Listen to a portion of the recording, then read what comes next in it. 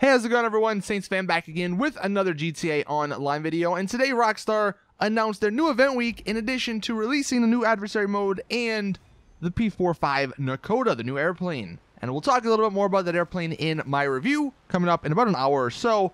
But the event week and the new adversary mode, man, oh man, did Rockstar screw up with this. I thought they wouldn't release an adversary mode as bad as the overtime spectate adversary mode. I know that's not the name of it. I actually forgot the name of it, but that's what I call it because that's basically what it is. This adversary mode, this new one though, however, called Dogfight, may be worse. I don't know. It's definitely up there, and we'll talk about that in a second here. But before we get into all that, Rockstar are actually sending out that free money, that free $400,000 that if you just logged into GTA Online at any point in the last like 2 weeks, you would receive it. So from now until I believe the 13th, that's like the time they are going to be sending this money out to everyone. I actually have not received it yet, but I've seen so many people on Twitter say they received it. So if you're wondering where this free $400,000 came from, that is where. Now the event week isn't anything too special either. The discounts are nothing great. So we have 25% off of executive office renovations, executive garage renovations, and executive custom auto shop renovations. So if you want to change up your office, maybe that's a good thing.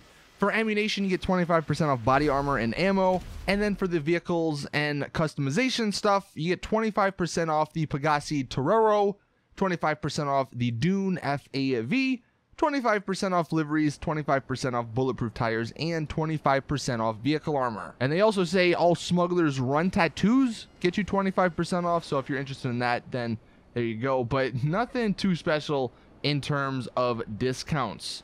And for double GTA money, there's nothing too special either. I was hoping they'd maybe continue the double missions, because they did Ron's missions, then they did Lamar's missions, I believe. So I was hoping maybe they do, like, I don't know, Martin's missions or something. But no, they're not actually going to be doing that. And this week, the only way to earn double GTA money is by playing the Dogfight adversary mode. And let's talk about that Dogfight adversary mode. So what you're seeing is some gameplay. And like I mentioned earlier, remember that overtime spectate? I think it was actually called overtime shootout, but it was the adversary mode where each person went one at a time, and then you had to spectate everyone else during their turns. And it was so boring. This is the exact same thing. I thought a dogfight mode would actually be kind of cool if it was just sort of a TDM in the sky. You know, give people the option to choose whatever plane they want, and then have them go up against each other. That would be kind of cool. It may be a little chaotic, but it would be kind of cool. This just does not work, because here's the thing. You can choose whatever plane you want, but the problem is the pyro is so much better than every single plane, and you can't even choose the Hydra or the laser to get the explosive cannons, or even the Rogue for that matter.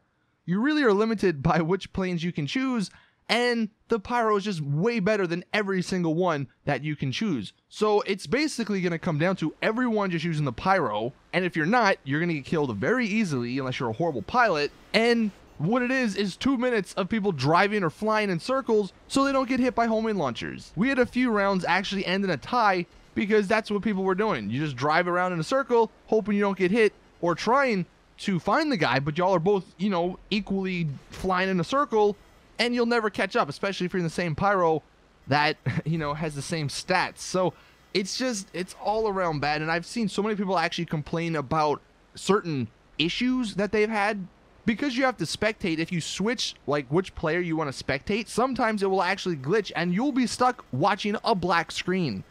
I've seen a ton of people complain about that issue.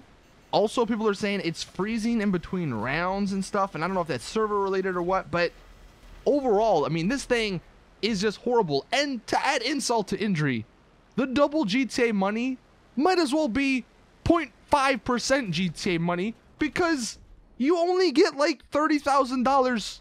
What happened to the good old days where you play adversary modes and you'd get like 200,000, you know? I mean, yeah, this thing maybe lasted 10-15 minutes, but it's such a joke.